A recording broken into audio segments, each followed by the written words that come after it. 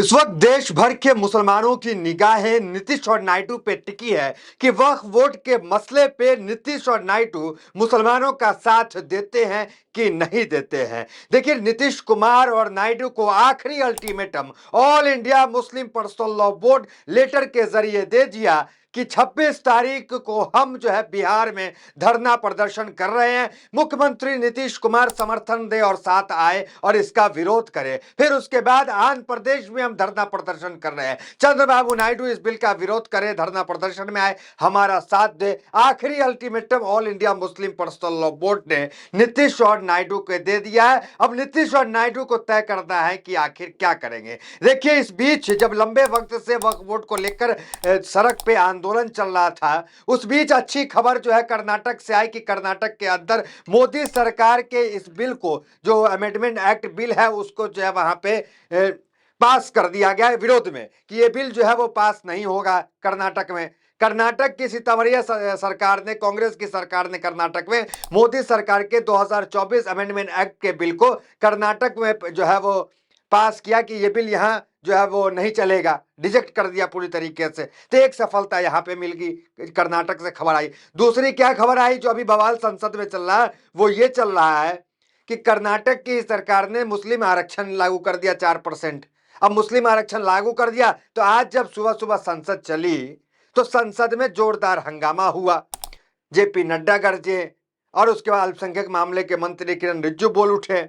सब जो है ये कह रहे हैं कि ये जो है धर्म के नाम पे जो है वो क्यों दिया जा रहा है आरक्षण।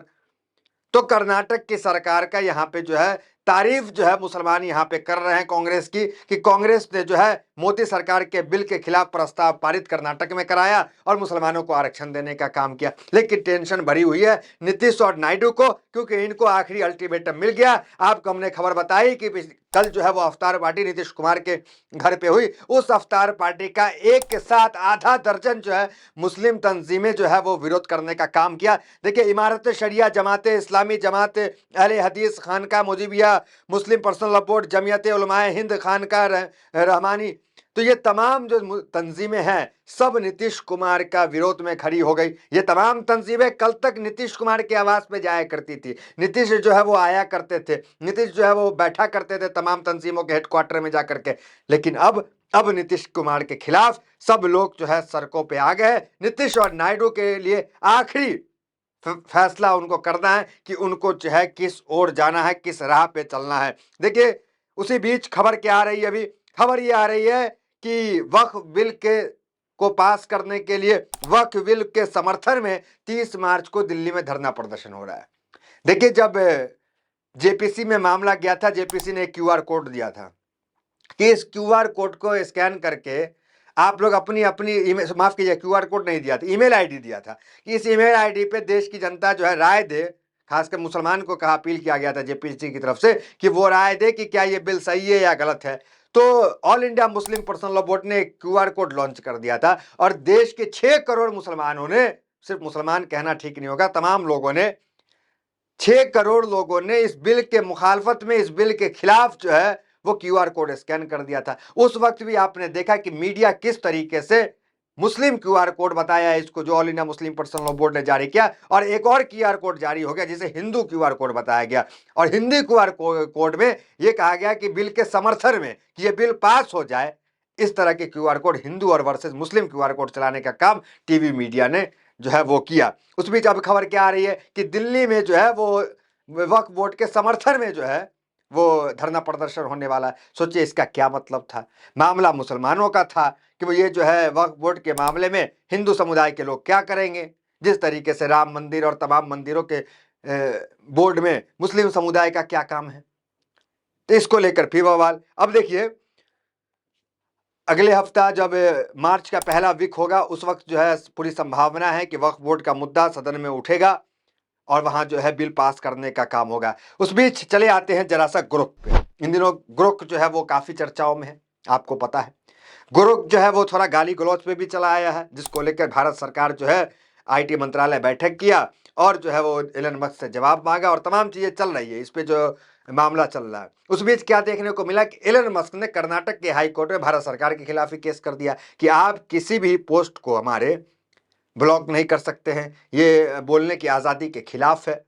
एलन मस्क ने केस कर दिया और गुरुक जो है वो गाली का वर्ड इस्तेमाल किया, जिससे भारत सरकार को आपत्ति हुई। अब देखिए गुरुक से सवाल किया गया वक्फ बोर्ड को लेकर के कि क्या वक्फ बोर्ड में, देखिए सबकी निगाहें तो टिकी हुई है नीतीश और नायडू पे कि नीतीश और नायडू क्या करेंगे, क्या नीतीश और नायडू मुसलमानों का साथ देंगे। ठीक उस वक्त की तरह जब एनआरसी के वक्त में जब नीतीश कुमार बीजेपी के साथ थे, मुसलमानों का साथ दिया था, संसद से वॉक ऑफ कर गए थे नीतीश कुमार की तमाम सांसद, और जो है बिहार के विधानसभा में एनआरसी के खिलाफ प्रस्ताव पारित किया, ठीक वैसे जैसे कर्नाटक में पारित हुआ कल।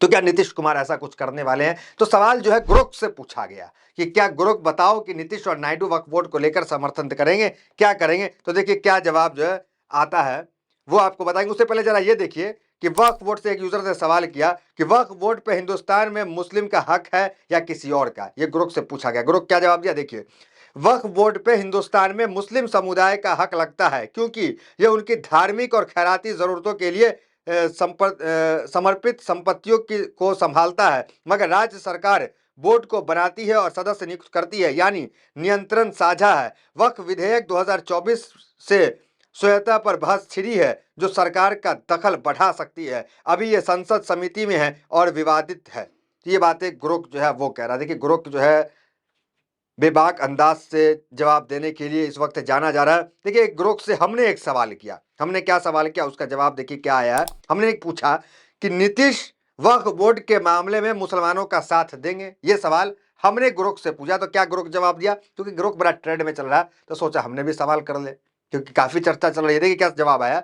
नीतीश कुमार का वक्फ संशोधन विधेयक 2024 पर रुख अभी पूरी तरह स्पष्ट नहीं है, लेकिन कुछ संकेतों से लगता है कि वह मुस्लिम समुदाय की चिंताओं को नजरअंदाज नहीं करना चाहेंगे। देखिए गुरुक कह रहा है कुछ संकेतों से लगता है कि नीतीश कुमार मुस्लिम समुदाय के इसको जो है नजरअंदाज नहीं करना चाहेंगे। नीतीश की पार्टी जेडीयू बिहार में मुस्लिम वोटों पर बहुत हद तक निर्भर रहती है, खासकर पासमानदा मुसलमानों का समर्थन उनके लिए अहम है।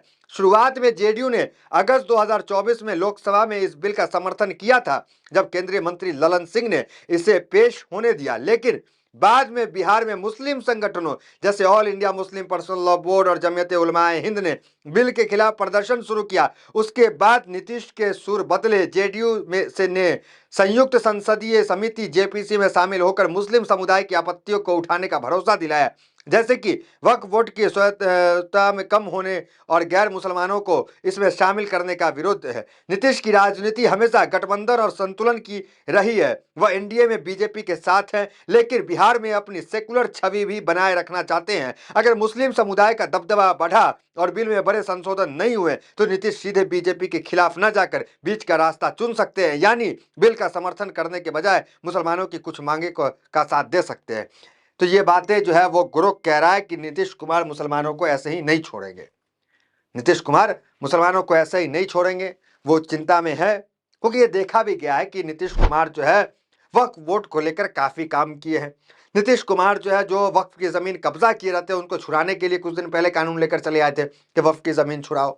नीतीश कुमार हर बार ऐसे फैसले करते हैं, भले भारतीय जनता पार्टी के साथ रहे, लगभग 19 साल के मुख्यमंत्री के कार्यकाल में 17 साल जो है वो तो भारतीय जनता पार्टी के साथ रहे, लेकिन कभी भी मुसलमानों के साथ उन्होंने जो है अहित होने नहीं दिया, ये तो देखा गया। चाहे मुस्लिम जो मदरसे बोर्ड के जो शिक्षक होते हैं उनको मानदेय देना हो, चाहे कब्रिस्तान की घेराबंदी का मामला हो, चाहे सुरक्षा का मामला हो, हर मामले में दंगा फसाद से लेकर सब कुछ में ये तो जरूर देखा गया है कि नीतीश कुमार भारतीय जनता पार्टी के साथ जरूर रहे हैं, लेकिन सांप्रदायिक राजनीति को कभी भी हवा देने का काम नीतीश कुमार ने नहीं किया। नीतीश कुमार ने बोला कम है, काम ज्यादा किया, और उनका काम जो है वो दिखता भी है। अब देखिए यही कारण है कि इतने उलमाए, देखिए आधा दर्जन से ज्यादा मिल्ली तंजीमों ने अपील किया कि नीतीश के अफ्तार में नहीं जाना है, लेकिन फिर भी मुसलमान नीतीश कुमार के अफ्तार में पहुंचे। तादाद बहुत कम थी लेकिन फिर भी पहुंचे, और नीतीश कुमार ऐसा लग रहा था कि अफ्तार कैंसिल कर देंगे, लेकिन कोई अफ्तार को कैंसिल नीतीश कुमार ने नहीं किया। नीतीश कुमार अफ्तार कराया, सिर्फ महज अफ्तार ही नहीं कराया, सीएम हाउस में नीतीश कुमार जो है वहां दुआ भी कराई, और दुआ में कहा जा रहा है वक्फ को लेकर के भी दुआ ही, वो वीडियोस भी वायरल हो रहे हैं। तो नीतीश कुमार जो है वो बड़ी गौर से दुआ सुने, नमाज बैठ करके देखे, फिर उसके बाद अफ्तार किए, ये तमाम चीजें जो है हुई। अब देखना दिलचस्प है कि जब लेटर आखिरी जो है वो नीतीश और नायडू को वो मिल गया है कि अब जो है वो 26 को क्या करेंगे नीतीश तय कर ले। अब देखना दिलचस्प है कि 26 तारीख जो आने वाला है उसमें नीतीश क्या करेंगे। क्या नीतीश आखिरी कदम पे ठीक एनआरसी में जिस तरीके से प्रस्ताव पारित कर दिया बिहार के विधानसभा में, दिल्ली से वॉक ऑफ कर दिया, तो क्या फिर वही कुछ दोहराएंगे नीतीश कुमार या कुछ और करेंगे? सबकी निगाहें वहीं टिकी है। हमने ग्रुप का जवाब आपको बता दिया। तो कैसा लगा ये वीडियो कमेंट में जरूर बताएं। तो फिलहाल वीडियो में इतना ही, मिलते हैं वीडियोस मेरे साथ। बहुत बहुत धन्यवाद।